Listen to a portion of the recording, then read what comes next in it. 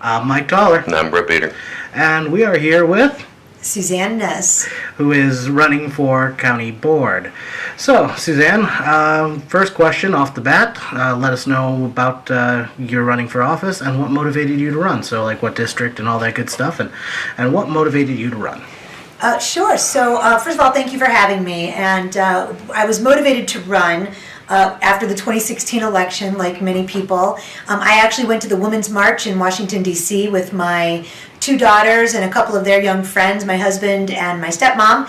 And while I was standing there in the crowd, in this amazing sea of people, all here motivated by the same thing, brought together in this sort of solidarity. I was there with mothers and grandmothers and daughters and sons and all different groups represented. And Michael Moore was standing on the stage and he was talking to the crowd and he said, women, if you're waiting for someone else to do it, you're going to be waiting a long time. If not you, then who? And I really started to think about it. I had worked as a county employee when I first got out of college back in Arizona in Maricopa County. And even back then, I always thought one day I might run for office. So when it came up again, my kids were older, my business was doing well. I thought, yeah, why not? I think the time is now. So I consider myself a relationship builder. And of course, I was seeing the opposite of that in politics. So that really is what motivated me to jump in. Outstanding. That's a good origin story, worthy of a comic book. Got any follow-up questions to that one? You? Nope. All right. You got anything else you'd like to add to that kind of elevator pitch beginning there? No, other than I was at an event earlier today and there was a bunch of women candidates and somebody goes, I'm struck by how every woman here is running because somebody asked them to, and I kind of laughed in my own mind and I thought, well, Michael Moore, but I don't think he was actually asking me, so I couldn't quite say that. That's pretty good. All right, now, the big questions. Okay. Would you have any conflicts of interest while on the board? That is a great question. I will tell you this. I am super sensitive to conflicts of interest. In my own family, I've done various family businesses, like my family members, we've been in business together in various, over the years in various ways. And one of my sisters actually is the president of a business association that my business was a member of. And we were so sensitive to conflicts of interest that I probably, even to the degree of downplaying and missing opportunities, because I never wanted to present that as an issue. And I'm very sensitive to that. So I don't currently have any that pose an issue on this board. However, if I did, I would name it because I feel like that's what you do when you're in public office. That is what you do when you're in public office. What you should do. Mm-hmm. We're good there. I get it. That's pretty straightforward. There's not a lot of follow-up questions to that one. Easy. All right, now on to ones where we start to get those. What are your thoughts on cutting the board down from 24 to 18? Well, first of all, I just want to say I agree with cutting the size of the board. And I'm not certain why the number is 18, since this is all being done at the county board level with no other community participants, or any other kind of discourse. I'm not exactly sure where the number 18 came about, but I will tell you this. When I lived in Maricopa County and I worked for Maricopa County, we had 3 million people living in the county and we had 5 board supervisors. And so when I hear them say like 24 to 18, I think, wow, well, that doesn't sound like very much. And so I think it's good to cut the size of the board. I don't know if 18 is the right number. That I haven't had a chance to look at that yet. Do you have a magic number that you think? So if I were to just, if I was like, yes, being asked, I personally, I go to half. I think that would be the easiest way to make a change that would be significant, because we could still keep the 2 per district. You'd still have 1 board member running, every 2 years. So you'd get, you wouldn't have to change the whole current structure to do that. Can I think the work can be done with that many? Well, I don't know how it's currently being done, to tell you the truth, but I suspect it could be done better, yes. That's a pretty solid reasoning there. You got anything? I got nothing there. Fine. Okay. All right, it's your turn, man. What are your overall views on the consolidations? First, we will start with the voting, and then also townships. The consolidation of voting, what do you mean by that? The polling place consolidation, Yeah. So the voting, here's what I see as the big here's what I see as some of the issues. So first of all, at face value, the idea of consolidating polling places is not by itself a bad thing. I don't know about you guys, but I love early voting, so I usually do that route, and I think a number of more people are doing that. So there are other ways to vote. So the day of voting, I don't know what the numbers are. I don't know how many percentage of voters go the day of.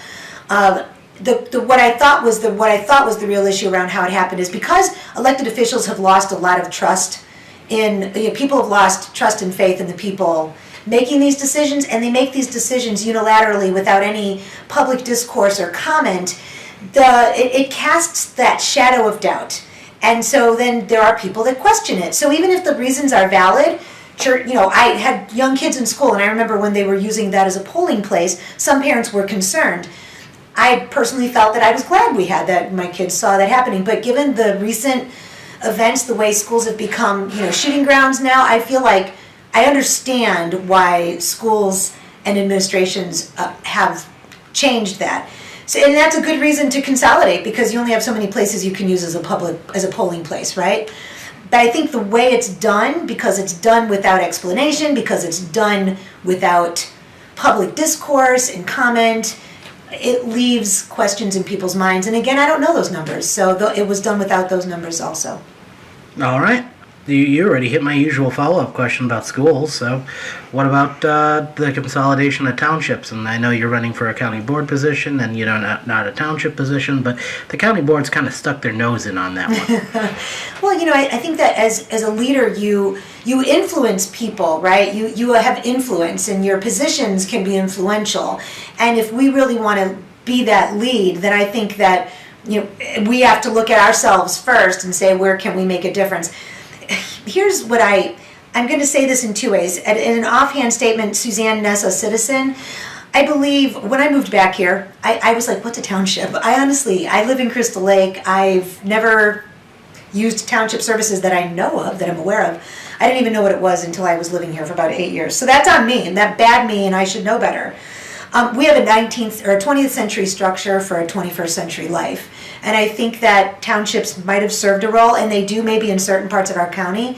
And I also think in some other ways, we are in a different time, and consolidation is going to come up one way or another. Illinois has to do something to reduce the number of government units. All right. It's pretty straightforward there. But the township, a lot of people argue, is the closest form of government to your house. It is the one that has the most effect on your day-to-day life. There's a lot of talk about consolidating those townships down to something like 4 for the whole county. When you're talking about things like road maintenance and salting and snow removal, that's a lot of stuff. That's a lot of area to cover. And what do you think about that then?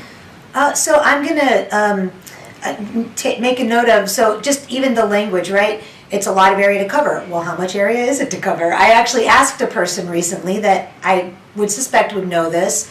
What is the percentage of county roads versus township roads? How many miles of roads are we talking about? Just to use that as an example.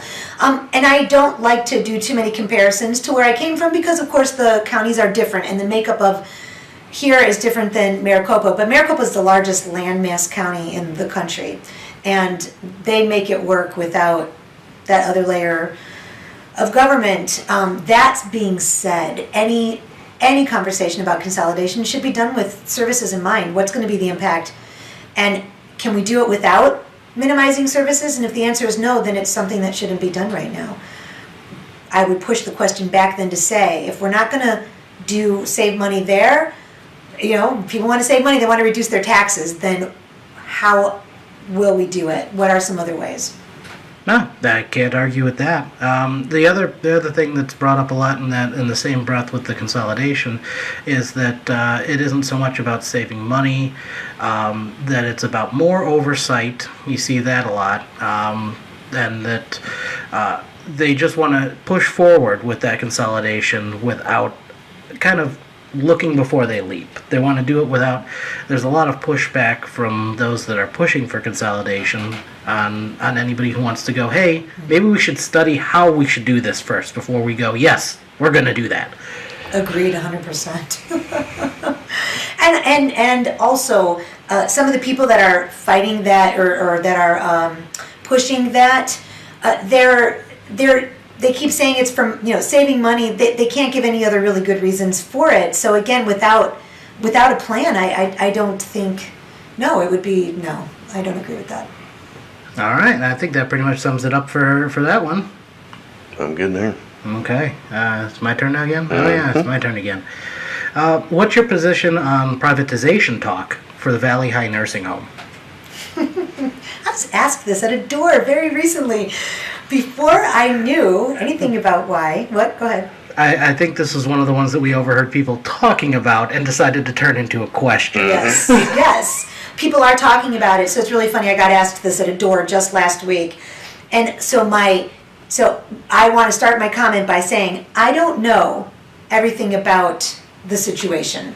I will say what I've looked at. I've looked at the budget. I've looked at some of the past agendas and other things, and I've asked different people around, including employees, that I am not in favor of privatizing Valley High. I think it's a gem of McHenry County. Having a place for people in the county who need a place to go with dignity and respect. I believe it's a good place for us to keep the way it is, and it's well run, and it's funded well, and it's doing well, and I think it's a good thing.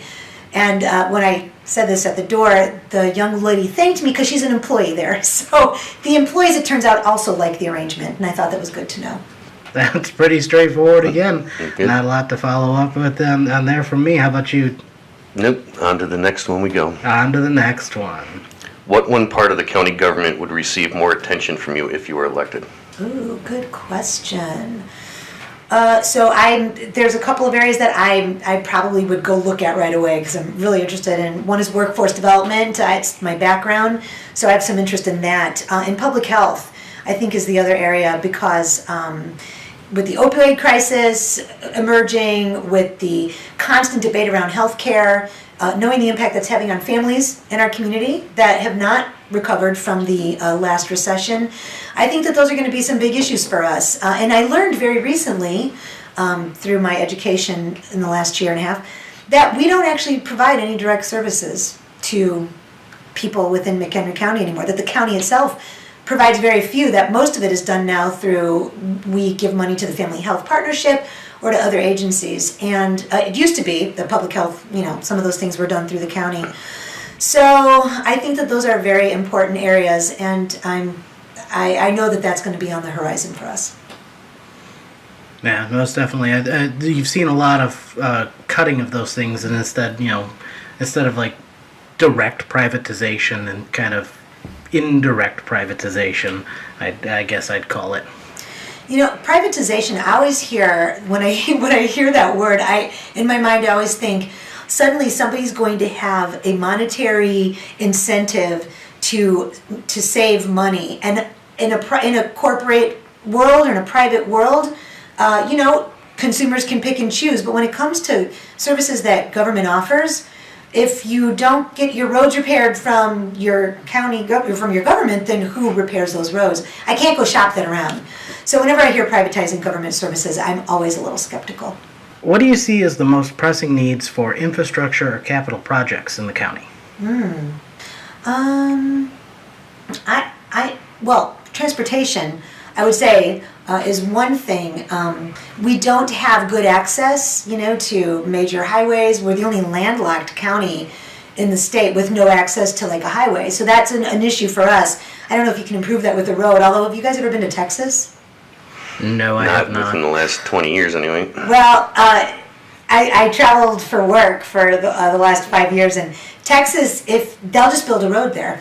Then you go to Dallas, Houston, and they just build a highway. Oh, we need to get that oil out of there. We'll just build a highway. So they tend to build a road, for that. I highly doubt we're going to be doing that here in McHenry County, nor am I advocating that. But I think that we can make some things easier. But I think that public transportation in particular is an issue for us in this county. most definitely.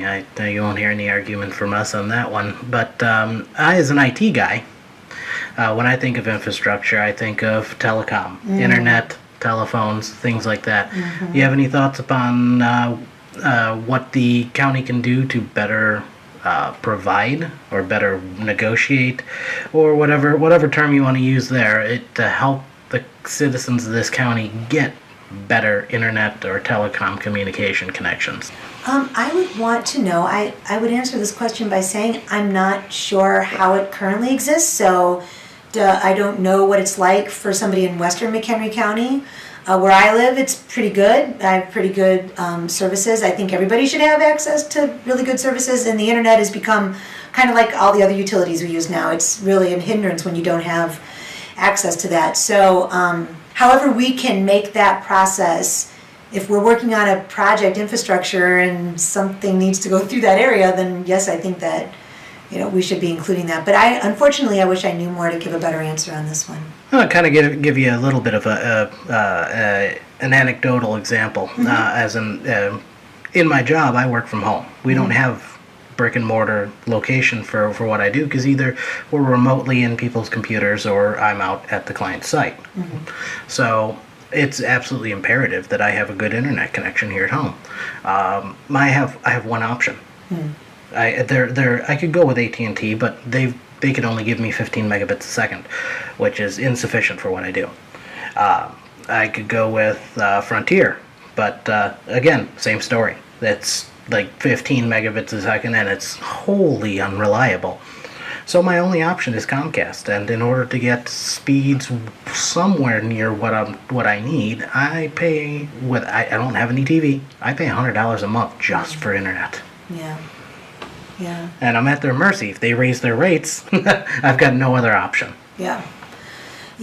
Well, if county can, then I would say yes, we should absolutely improve that for people. I'd like to see it too, because you know what? I don't have a whole lot of options where I'm at either. So yes, I think if we could make that happen, then we should make that happen. Awesome. This is where I'm going to throw in my plug for the county-run fiber optic network. Oh yeah. I knew that was coming. I believe it was, I looked this up 8 times and I still can't remember the county. It's a county in Tennessee. They decided to make, well actually it first started with the city. They decided to make a public internet service. And they used fiber optics. And then all of a sudden it turned out that the one company that ran the internet in the town, all of a sudden there was 4 other companies that were in there running fiber optics. Now they're the same price as what the county was running them. Because the county was running it at a price, they would make a little bit of money off of it, so they can do upkeep and everything on it and all that stuff. So, but it was pretty close to like what the prices should have been, or what they were paying for the crappier internet. Now we have it's government use only right now between Woodstock and MCC. That could be something that would be put onto the county board end, I think anyway. Or brought up at least their way, and have them set it up and spread it out. I think that sounds great.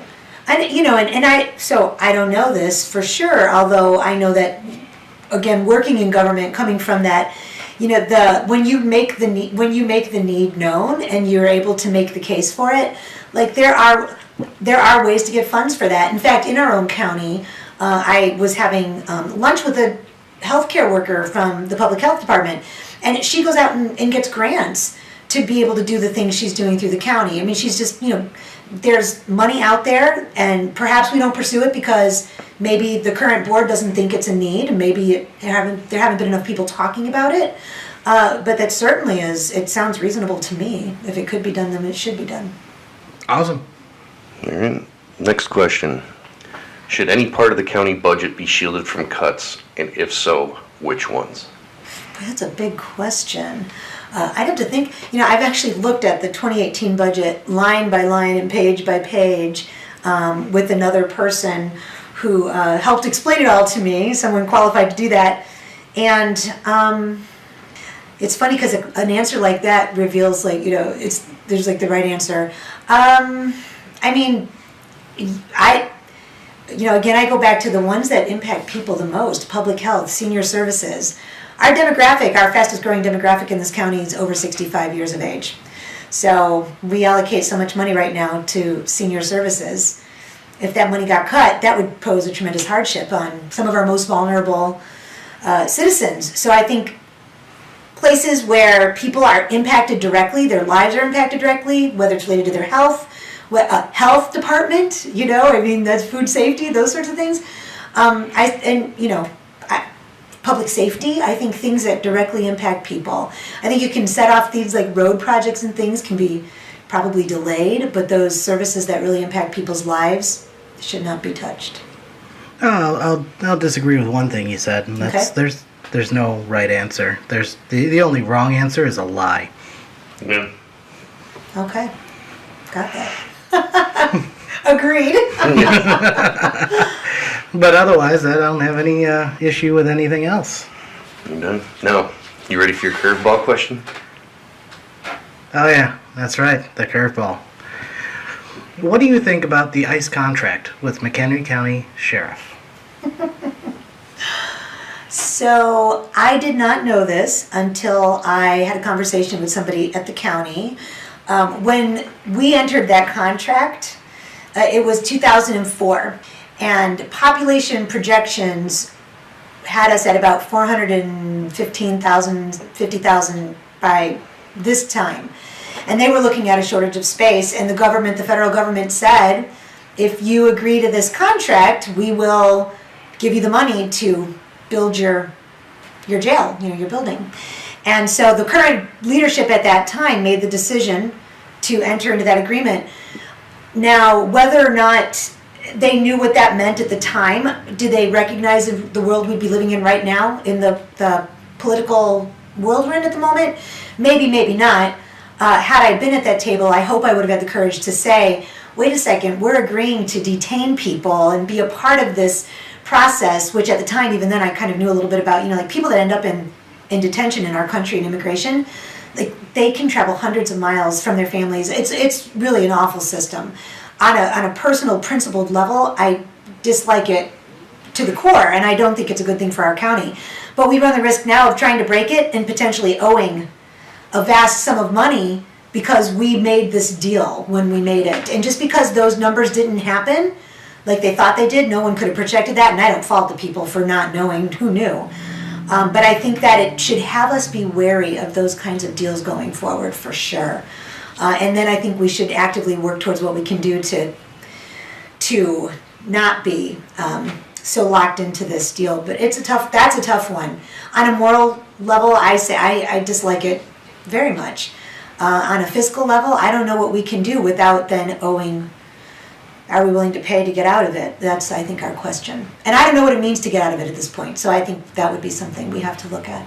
I believe the contract has been renewed several times. I think it would just be a matter of the next time the contract's up, not going with it. Yeah. I want to say it's. I think it was. I was just 5 years. I think it was every 5 years. Something like that. Yeah. Yeah, and maybe we've reduced the amount that again, I don't know, because I didn't look at that all the way, but I'm not happy about it either. Yeah. That's fine. Yeah. We got, that was our last question. You kind of steamrolled right on through them all, nice and fast. So Your lack of follow-ups make me a little nervous. Wait a second, how do people answer these questions? No, not all of them have follow-ups. Not all, it's all based on. A lot of times, most people just say their piece, and it's like, okay, well, you said it, so I mean. Yeah. So, but to kind of finish it up, you got the hot mic. You've got the podium. Is there anything you'd like to that we didn't address that you'd like to go ahead and get your opinions out on? Anything you'd like to talk to our very few listeners? Yeah, thank you very much. First of all, thank you for having me again. It's wonderful to get the chance to answer these questions because I've been out there canvassing now and knocking on doors and talking to people since about a year now when I decided to run. I will say this when it comes down to it, at the very basic, for me anyway, it's a question of trust. And as people have lost their faith and trust in elected officials, and they feel disengaged from the process, that should be concerning to anybody who's holding public office right now. And I think that our first job is to earn people's trust, and our second job is to keep people's trust. And if we can't do that by doing our jobs, if you make a mistake, you own it. If there's a conflict of interest, you say it. When I look at our board and our county, just that narrow scope, there are enough examples of people who, for whatever reason, personal agendas, unwilling to do it, they've left us exposed for litigation, for other kinds of issues. That's not being financially responsible. And so if you're going to run for office, know what you're running for, understand the job, do it to the best of your ability, but it's about earning trust and keeping trust. And to me, it's that simple. So if I can't do that, then people should not elect me. So please vote. That's my last. Get out there and vote. Any web pages or Facebook pages out there you want to push out? Yes. And we'll also put a link down below the video. Awesome. Yeah, my website's Citizens for Suzanne Ness. And you can go to the website and learn more about what we're doing, events coming up. We're out knocking on doors now, so that's our big push. And yard signs. We're going to place some yard signs out, but we're good. It's going to be pretty busy from now till November 6th. But I would love it for people to go to the website, shoot me an email, and tell me what you care about. I would love to hear from people. Who knows? You may even be watching this video if she embeds it in her own website, on the website right now. Website inception. Websiteception. All right. Well, thank you very much for coming out. It was a pleasure to talk with you, and hopefully, if you do get elected, you'll remember us and come on out when we got questions about what's going on the board. It would be my pleasure. Thank you for doing this, really. Awesome. And to everybody out there, whatever time it is, the day you happen to be listening to this, you have a good one. And don't do anything I would do.